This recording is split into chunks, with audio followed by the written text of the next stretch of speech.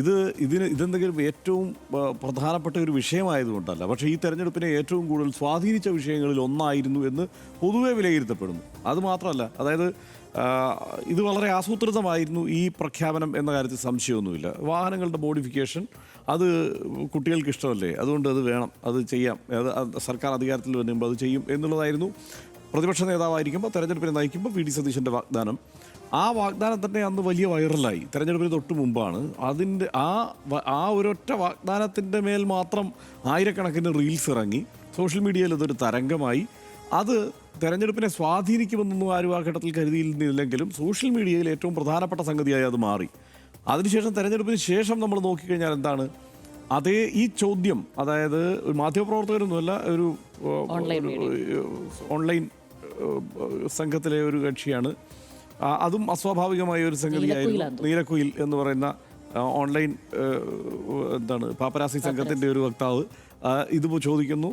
അപ്പോൾ അതിൽ അദ്ദേഹത്തിൻ്റെ പ്രതികരണം അത് വൈറലാകുന്നു. അതോടെയാണ് പൂക്കി മുഖ്യൻ എന്നുള്ള സംഗതി വരുന്നത്. അതൊക്കെ നന്നായി, കൊള്ളാം, രസം എന്നൊക്കെ നാട്ടിൽ നമുക്ക് വേണമെങ്കിൽ എടുത്തു പോകാം. പക്ഷേ ഇത് നിർണായകമായ ഒരു ജനാധിപത്യ സംവിധാനത്തിൽ തെരഞ്ഞെടുപ്പിനെ സ്വാധീനിക്കുന്ന സംഗതിയാണെന്ന് പിന്നീട് അങ്ങ് വിലയിരുത്തപ്പെടുന്നു, അങ്ങനെ ചർച്ച ചെയ്യപ്പെടുന്നു. ആ വിഷയം വളരെ പ്രധാനപ്പെട്ട ഒരു സംഗതിയായി വരുന്നു.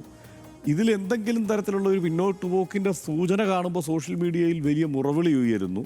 ഇതിങ്ങനെ പോകുന്ന സാഹചര്യത്തിലാണ് ഇതിപ്പോൾ നമുക്ക് ഇക്കാര്യത്തിൽ നിയമസഭയിൽ ഒരു മറുപടി കിട്ടിയ സ്ഥിതിക്ക്, വകുപ്പ് മന്ത്രിയുടെ മറുപടി കിട്ടിയ സ്ഥിതിക്ക് അത് പരിശോധിച്ച് പോകണം എന്ന് തോന്നുന്നത്. നമ്മൾ അന്നേ പറഞ്ഞതാണ് നടക്കാത്ത വാഗ്ദാനമാണ് ഈ കൊടുക്കുന്നത് എന്നുള്ളത്. കാരണം കേന്ദ്ര നിയമമാണ്. ആ കേന്ദ്ര നിയമത്തിൽ വലിയ മാറ്റങ്ങളൊന്നും ഉണ്ടാവാൻ തൽക്കാലം ഒരു സാഹചര്യവും കാണുന്നില്ല. മാത്രമല്ല, ഈ വാഹനങ്ങളുമായി ബന്ധപ്പെട്ടുള്ള കേന്ദ്ര നിയമങ്ങളിൽ കർക്കശ നിലപാടാണ് കഴിഞ്ഞ കുറേ കാലമായി കേന്ദ്ര സർക്കാർ സ്വീകരിക്കുന്നത്. ഇതുമായി ബന്ധപ്പെട്ടത് മാത്രമല്ല, ഇപ്പോൾ കാലപ്പഴക്കം ചെന്ന വാഹനങ്ങളുടെ കാര്യത്തിലൊക്കെ കർക്കശമായ നിലപാട്, അതിനടുത്ത് വിട്ടുവീഴ്ചയില്ല. അതേസമയം ഈ പറഞ്ഞ പോലെ എമിഷനുമൊക്കെയായി ബന്ധപ്പെട്ടുള്ള പല കാര്യങ്ങൾ, ഈ എത്തനോളുമായി ബന്ധപ്പെട്ട കാര്യങ്ങൾ, ഇങ്ങനെ പല പല പരിഷ്കാരങ്ങളുമൊക്കെ നടപ്പായി വരുന്നു. ഇത്തരം കാര്യങ്ങളിലാണ് ശ്രദ്ധ. മാത്രമല്ല, സുരക്ഷ, ഒരു കാലത്ത് രാജ്യത്ത് ആളുകളുടെ സുരക്ഷയെക്കുറിച്ച് വലിയ ചിന്തയില്ലായിരുന്നു. കാരണം അന്ന് ആ നിലയ്ക്ക് ചിന്തിച്ച് തുടങ്ങിയിട്ടില്ല രാജ്യത്തിൻ്റെ വളർച്ചയുടെ ഒരു ഘട്ടത്തിൽ. പക്ഷേ ഇപ്പോൾ എന്താണ്, ഏറ്റവും സുരക്ഷിതമായ വാഹനം എന്നുള്ളത് ഒരു പ്രധാനപ്പെട്ട സംഗതിയായി മാറിയിട്ടുണ്ട്. ഇപ്പോൾ ഇത്തരം കാര്യങ്ങൾ, അപ്പോൾ ഒരാൾ വണ്ടിയിൽ മോഡിഫിക്കേഷൻ വരുത്തുന്നത് കൊണ്ട് അയാളുടെ സുരക്ഷയ്ക്ക് എന്തെങ്കിലും കുഴപ്പമുണ്ടോ എന്നുള്ളതല്ല, മറ്റൊരാളുടെ സുരക്ഷയ്ക്ക് എന്തെല്ലാം കുഴപ്പം ഉണ്ടാകും എന്നുള്ളതൊരു പ്രധാനപ്പെട്ട പ്രശ്നമാണ്. ഇപ്പോൾ ഇവിടുത്തെ ഏറ്റവും പ്രധാനപ്പെട്ട ആവശ്യങ്ങളിൽ ഒന്നെന്താണ്, ഈ വലിയ ടയറുകൾ, ആ ചെറിയ വണ്ടിക്ക് വലിയ ടയർ, അതായത് വണ്ടിയുടെ വലിപ്പത്തിനപ്പുറത്തുള്ള ടയർ ഇടുക എന്നുള്ളത്. അതിൽ കൃത്യമായി വിലയിരുത്തുന്നത് എന്താണ്, അങ്ങനെ ടയർ ഇട്ട് കഴിഞ്ഞാൽ മഴക്കാലത്ത് ഈ വാട്ടർ സ്പ്ലാഷ് ഉണ്ടാകും. ഇത് വല്ല വെള്ളത്തിലും പോകുമ്പോഴേക്ക് ഈ വെള്ളം അടുത്ത് പോകുന്ന മറ്റു വാഹനങ്ങളിലേക്കും അവരുടെ, അതായത് ആ റോഡിലുള്ള മറ്റു വണ്ടികൾക്കും കൂടി കുഴപ്പമുണ്ടാകുന്ന രീതിയിൽ, അപകടം ഉണ്ടാക്കുന്ന രീതിയിലാണ് അത് പ്രവർത്തിക്കുക എന്ന് വിലയിരുത്തി വെച്ചിട്ടുണ്ട്. അപ്പോൾ പിന്നെ നമുക്ക് കുറച്ച് ടയറിന് വലിപ്പം കൂട്ടിക്കളയാം എന്ന് കൂട്ടാൻ പറ്റില്ല എന്നിപ്പം മന്ത്രി നിയമസഭയ്ക്കകത്ത് പറഞ്ഞിട്ടുണ്ട്. അപ്പോൾ അങ്ങനെ ചെയ്യാൻ പറ്റില്ല അതിനകത്ത്. അപ്പോൾ ഈ നിയമം സംസ്ഥാനത്തിൻ്റെ നിയമമല്ല, ഈ പറഞ്ഞ കേന്ദ്ര സർക്കാരിൻ്റെ നിയമമാണ്, നിലനിൽക്കുന്ന നിയമമാണ്. ആ നിയമത്തെ മറികടന്നുകൊണ്ട് ഇവിടെ പ്രത്യേകിച്ച് സാധ്യമാവില്ല. അതേസമയം ഇപ്പോൾ പറഞ്ഞതെന്താണ്, നേരത്തെ തന്നെ ഇപ്പോൾ മോട്ടോർ വാഹന വകുപ്പ് നേരത്തെ ഈ കാര്യത്തിൽ എന്തെല്ലാം മാറ്റം വരുത്താം എന്നുള്ളത് സംബന്ധിച്ചൊരു നിർദ്ദേശം കൊടുത്തിട്ടുണ്ട്. അതിൽ ഏതാണ്ട് 90% കാര്യങ്ങളും നിലവിലുള്ള കാര്യങ്ങൾ തന്നെയാണ്. അതായത് നമ്മൾ മഡ് ഫ്ലാപ്പ് വയ്ക്കുക, വൈസർ പിടിപ്പിക്കുക, അതല്ലെങ്കിൽ എന്താണ് ഈ ഫിലിം ഒട്ടിക്കുന്നതുമായി ബന്ധപ്പെട്ടുള്ള കാര്യങ്ങൾ, അങ്ങനെ ചില കാര്യങ്ങളൊക്കെ അത് അപകടമില്ലാത്തതാണ്. അത് ചിലപ്പോൾ ഒരു പ്രഖ്യാപനമായി വന്നേക്കാം എന്നുള്ളതിനപ്പുറത്ത് വേറെ പ്രത്യേകിച്ചൊന്നും ഈ കാര്യത്തിൽ സംഭവിക്കാനില്ല. അതുകൊണ്ട് ഈ ചർച്ച ഇവിടെ അവസാനിപ്പിക്കാമെന്നാണ് എനിക്ക് തോന്നുന്നത്. കാരണം ഇനി ഇതിന്മേലുള്ള ക്ലാരിറ്റിയായി. ഇപ്പോൾ ഊരാളുകളുടെ കാര്യത്തിൽ ഇന്നലെ PK ബഷീർ ഒരു ക്ലാരിറ്റി നൽകി. തെരഞ്ഞെടുപ്പ് കാലത്ത് ആ തെരഞ്ഞെടുപ്പ് വിജയത്തിന് വേണ്ടിയുള്ള അഗ്രസീവായ പ്രഖ്യാപനങ്ങളും വാഗ്ദാനങ്ങളും ഉണ്ടായി. അതെല്ലാം യു ടേൺ ആണെന്ന് പറഞ്ഞു കഴിഞ്ഞാൽ മുഖ്യമന്ത്രി ആ കാര്യത്തിൽ ഇന്നലെ ഒരു നിലപാട് പറഞ്ഞിട്ടുണ്ട്. ഞങ്ങൾ തിരുത്തും, തെറ്റാണ് എന്ന് തോന്നിയാൽ ഞങ്ങൾ തിരുത്തും, അതിനെ നിങ്ങൾ യൂട്ടേണെന്ന് വിളിച്ചോ എന്ന് പറഞ്ഞാൽ അതും സീൽ ചെയ്തിട്ടുണ്ട്. ഇനിയിപ്പോൾ അതും പറയാനുള്ള നിവൃത്തിയില്ല. അപ്പോൾ ഇത് ഇനി അങ്ങനെ വല്ലാതെ പ്രതീക്ഷിക്കേണ്ടതില്ല എന്ന് തന്നെയാണ് പറയാനുള്ളത്. അതേസമയം ഇപ്പം മറ്റല്ലാത്ത വാഗ്ദാനങ്ങൾ, ഇന്ദിരാ പ്രിയദർശിനി ഗ്യാരണ്ടിയുമായി ബന്ധപ്പെട്ടുള്ള വാഗ്ദാനം നടപ്പാകുന്നുണ്ടല്ലോ. 1-2 വാഗ്ദാനങ്ങൾ നടപ്പാക്കി. സർക്കാരിന് പറ്റുന്ന വാഗ്ദാനങ്ങൾ ആ മട്ടിൽ നടപ്പാക്കുന്നുണ്ട്. അതിൻ്റെ അനുരണനങ്ങളും അലയൊലികളും വേറെ കാണുന്നുണ്ട്. പക്ഷേ നടപ്പാക്കാവുന്ന വാഗ്ദാനങ്ങൾ അങ്ങനെ ചിലതുണ്ട്, അത് നടപ്പാക്കുന്നുണ്ട്. ഇത് പക്ഷേ നടപ്പാക്കാൻ പറ്റില്ലെന്ന് അന്നും നമ്മൾ പറഞ്ഞു, ഇന്നും നമ്മൾ പറയുന്നു. ഈ വിചാരിക്കുന്ന മട്ടിൽ, അതായത് ഈ മാറ്റങ്ങൾ ആഗ്രഹിക്കുന്നവർ വിചാരിക്കുന്ന മട്ടിൽ എന്തായാലും നടപ്പാക്കാൻ പോകുന്നില്ല. അതിനകത്ത് എന്താ വെച്ചാൽ ഈ എക്സ്ട്രീം ലൗഡായിട്ടുള്ള വളരെ ശബ്ദം ഉണ്ടാക്കുന്ന എക്സോസ്റ്റ് വെക്കുക, മ്യൂസിക് സിസ്റ്റം വെക്കുക, ഇതൊക്കെ ഇവരുടെ ആഗ്രഹമാണ്. നടക്കില്ല. അത് എളുപ്പമല്ല. പിന്നെ ഇതൊക്കെ നടപ്പാവുന്നുണ്ടോ എന്ന് ചോദിച്ചാൽ ഇപ്പോൾ നിയമവിരുദ്ധമായി പലരും കൊണ്ടു നടക്കുന്നുണ്ട്. ഇപ്പോൾ നിയമവിരുദ്ധമായി ഇത് കൊണ്ടു നടക്കുന്നത് തന്നെയുണ്ട്. ഇപ്പോൾ ചില ടൂറിസ്റ്റ് ബസ്സുകളൊക്കെ വന്നു കഴിഞ്ഞാൽ ഏതോ മറ്റേ അന്യഗ്രഹ വാഹനങ്ങൾ കടന്നു പോകുന്ന പോലെ റൂട്ടിൽ കൂടെ ചില വണ്ടികൾ പോകാറുണ്ട്.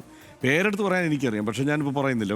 അങ്ങനെയുള്ള വാഹനങ്ങൾ വരെ ഉണ്ട്, നമുക്കറിയാം. കാരണം അങ്ങനെ കുട്ടികളുടെ ഇടയിൽ വൈറലായി നിൽക്കുന്ന, അല്ലെങ്കിൽ ഇപ്പോൾ സ്കൂളിൽ നിന്ന് കോളേജിൽ നിന്നൊക്കെ ടൂർ പോകാൻ ഇന്ന വണ്ടി തന്നെ വേണം എന്ന് നിർബന്ധിക്കപ്പെടുന്ന തരത്തിലുള്ള, ഇങ്ങനെ അണിയിച്ചൊരുക്കിയ ലൈറ്റൊക്കെ വെച്ച് മറ്റു വാഹനങ്ങളെ അപകടത്തിലാക്കുന്ന തരത്തിലുള്ള എയർ ഹോണെല്ലാം സെറ്റ് ചെയ്ത് മനുഷ്യനെ കുഴപ്പത്തിലാക്കുന്ന തരത്തിലുള്ള വാഹനങ്ങൾ ധാരാളം ഇറങ്ങുന്നുണ്ട്.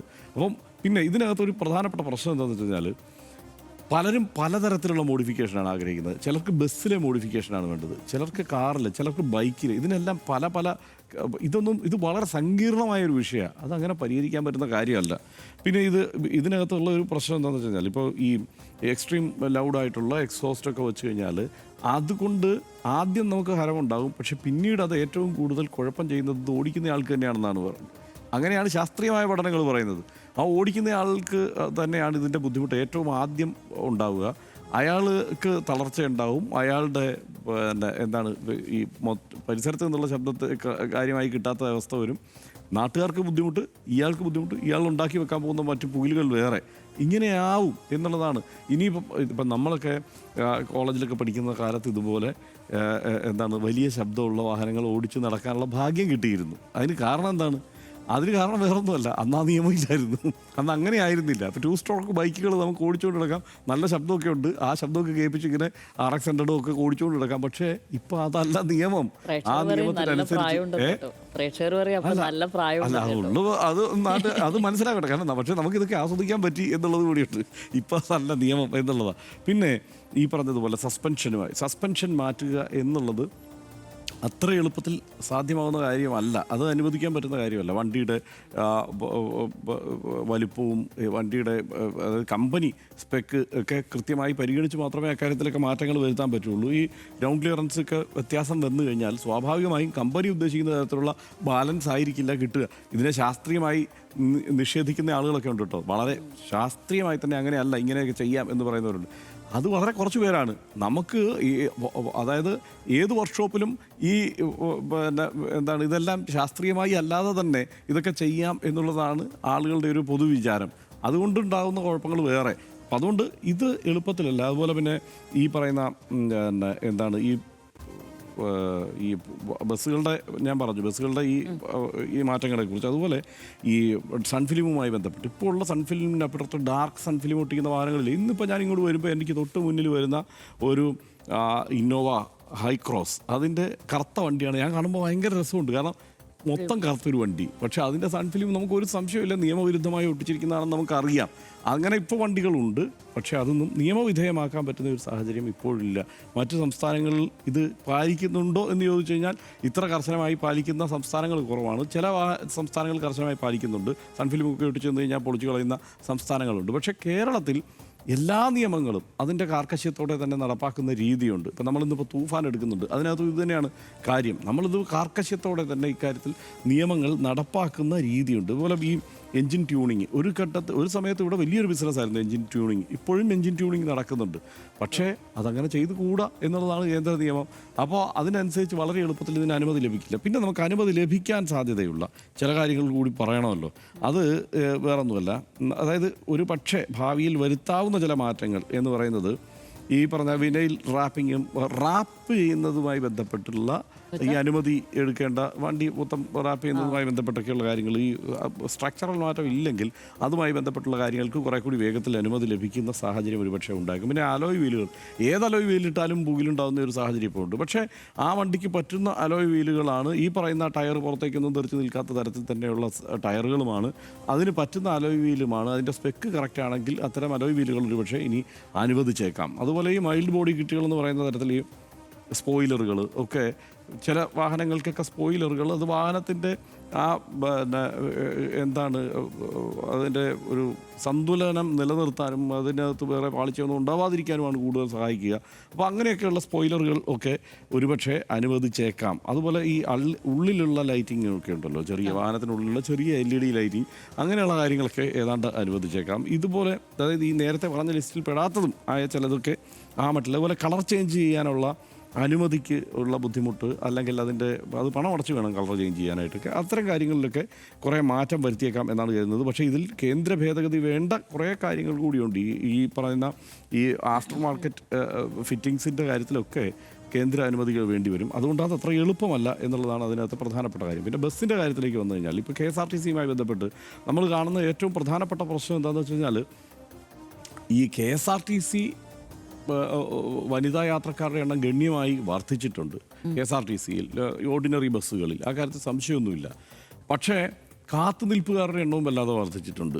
ഇതൊരു യാഥാർത്ഥ്യമാണ്. നമ്മൾ അത് ആളുകളോട് അന്വേഷിക്കുമ്പോൾ നമ്മൾ മനസ്സിലാക്കുന്ന ഒരു കാര്യം, കാത്തുനിൽപ്പുകാരുടെ എണ്ണം വർദ്ധിച്ചു. ഇനി ഈ സ്വകാര്യ ബസ്സുകളുടെ നഷ്ടം എന്ന് പറയുന്നത് നമ്മൾ വിചാരിക്കുന്നതിനപ്പുറത്താണ്. കാരണം ഏതാണ്ട് 65% വനിതാ യാത്രക്കാരാണ് ബസ്സിൽ യാത്ര ചെയ്യുന്നത്. ആ ബസ്സിൽ നിന്ന് വനിതാ യാത്രക്കാർ കൂട്ടത്തോടെ ഒഴിഞ്ഞു പോകുന്ന ഒരു സാഹചര്യം ഉണ്ടാകുമ്പോൾ അത് സ്വകാര്യ ബസ്സുകളെ ഗണ്യമായി ബാധിക്കും. അപ്പോൾ മുഖ്യമന്ത്രി നേരത്തെ അക്കാര്യത്തിൽ കൃത്യമായ വാഗ്ദാനം നൽകിയിട്ടുള്ളതാണ്. അവർക്ക് ഈ പ്രശ്നം പരിഹരിക്കാൻ വേണ്ടി കാര്യക്ഷമമായി ഇടപെടൽ നടത്തും, അതിനുവേണ്ട നടപടികൾ ഉണ്ടാകുമെന്ന്. പക്ഷേ ഇതുവരെ ഒരു നടപടിയും ഉണ്ടായിട്ടില്ല. അത് വൈകാതെ അത് സ്വീകരിച്ചില്ലെങ്കിൽ, കാരണം ഇതിനകത്ത് ഏറ്റവും വലിയൊരു തമാശ എന്താണെന്ന് വെച്ച് കഴിഞ്ഞാൽ KB ഗണേഷ് കുമാർ ദ്രോഹിക്കുന്നു എന്നുള്ളതായിരുന്നു സ്വകാര്യ ബസ് ഉടമകളുടെ ഒരു വലിയ പരാതി. അതിനുശേഷം ഇപ്പോൾ KB ഗണേഷ് കുമാർ പരാജയപ്പെട്ടപ്പം വല്ലാതെ ആഘോഷിച്ചിരുന്നു വലിയൊരു അളവ് സ്വകാര്യ ബസ് ഉടമകളും ജീവനക്കാരുമൊക്കെ. പക്ഷേ ഇപ്പോൾ സംഭവിക്കുന്നത് അതിനേക്കാൾ വലിയ കഷ്ടം പിടിച്ച ഒരു കാലത്തേക്ക് അവർ കടന്നുപോയി ചെന്നിരിക്കുന്നു എന്നുള്ളതാണ്. അത് പരിഹരിക്കാൻ വേണ്ടിയിട്ടുള്ള നിർദ്ദേശം പക്ഷേ ഒട്ടും ഇന്നിപ്പോൾ CP ജോൺ പറഞ്ഞ നിർദ്ദേശങ്ങൾ ഒക്കെ അദ്ദേഹം നിർദ്ദേശിച്ച കാര്യങ്ങളൊന്നും അത്ര എളുപ്പത്തിൽ നടപ്പാവുന്ന കാര്യങ്ങളുമല്ല. കാരണം ഈ ലഗേജുകളൊക്കെ കൊണ്ടുപോകുന്നതിനുള്ള മാർഗങ്ങൾ ആരായുക, അതുപോലെ പരസ്യം പ്രദർശിപ്പിക്കുക. പരസ്യം പ്രദർശനമൊക്കെ ഇപ്പോൾ തന്നെ ഉള്ളതാണ് വാഹനങ്ങളിൽ. പിന്നെ അതിന് ഈ പറഞ്ഞതുപോലെ കോടതിയുടെ നിയന്ത്രണമുണ്ട്. കോടതി തന്നെ നിയന്ത്രിച്ചിട്ടുണ്ട്. അത് KSRTC കാര്യത്തിലടക്കം കോടതി ചില നിയന്ത്രണങ്ങൾ ഏർപ്പെടുത്തിയിട്ടുണ്ട്. അത് ഇപ്പോൾ അതിന് ചില മാറ്റങ്ങൾ അതിന് ശേഷം നമ്മൾ കണ്ടിട്ടുണ്ട്. എന്തായാലും ആ പരസ്യത്തിൻ്റെ സാധ്യതയും അതുകൊണ്ടുണ്ടാക്കാവുന്ന വരുമാനവും യഥാർത്ഥത്തിൽ പരിമിതമാണ്. അല്ലെങ്കിൽ പിന്നെ വണ്ടി കംപ്ലീറ്റ് റാപ്പ് ചെയ്യുന്ന രീതിയിലൊക്കെ ഇറക്കാവുന്ന എന്തെങ്കിലും ഒരു അനുമതിയൊക്കെ ഉണ്ടെങ്കിൽ ആ രീതിയിൽ ആലോചിക്കാം. പക്ഷേ അതത്ര എളുപ്പമുള്ള കാര്യമല്ല. ഈ ലഗേജ് കൊണ്ടുവന്നത് ഇവിടെയൊക്കെ ഈ സ്വകാര്യ ബസ്സുകളിൽ വലിയൊരു പങ്ക് സിറ്റി സർവീസൊക്കെ നടത്തുന്ന ബസ്സുകളാണ്, ചെറിയ സർവീസുകൾ നടത്തുന്ന ബസ്സുകളാണ്. അവർക്കൊന്നും അങ്ങനെ ലഗേജ് കൊണ്ടുപോയിട്ട് പ്രത്യേകിച്ച്, അതുമാത്രമല്ല ഒരു പരിധിക്കപ്പുറത്ത് അത് ഈ വാഹനത്തിൽ യാത്ര ചെയ്യുന്ന ആളുടെ സുരക്ഷയെ ബാധിക്കുന്ന തരത്തിൽ ലോഡ് കൊണ്ടുപോകാൻ പാടില്ലാത്ത നിയമമുണ്ട്. ഇതിലെല്ലാം വേറെ നിയമം നിലനിൽക്കുകയാണ്. ഇതിനെ മാറ്റി വെച്ചുകൊണ്ട് ഇപ്പോൾ ദീർഘദൂര സർവീസുകൾ ഇവിടുന്ന് ഇപ്പം എറണാകുളത്ത് നിന്ന് ഹൈ റേഞ്ചിലേക്കൊക്കെ പോകുന്ന വാഹനങ്ങളിൽ ധാരാളം ലോഡ് നേരത്തെ കയറ്റി പോകുന്ന കാലമൊക്കെ ഉണ്ടായിരുന്നു. അപ്പോൾ അത് മാറി. പക്ഷേ പണ്ടങ്ങനെയൊക്കെ ഉണ്ടായിരുന്നു. അത് വീണ്ടും പുനരാരംഭിക്കാൻ ആലോചിക്കുന്നുണ്ടെങ്കിൽ ഇപ്പോഴത്തെ നിയമങ്ങൾ അതിന് തടസ്സമാണ്. അതിൽ പൊളിച്ചെഴുത്ത് വേണ്ടി വരും. അപ്പം നാളെയോ മറ്റന്നാളോ പരിഹരിക്കാവുന്ന വിഷയമല്ല ഇപ്പോൾ സ്വകാര്യ ബസ് ഉടമകളുടെ പ്രശ്നം. അവർ വലിയ പ്രതിഷേധത്തിലേക്ക് പോവുകയാണ്. എന്ത് സംഭവിക്കുമെന്നുള്ളത് കാത്തിരുന്നതാണ്.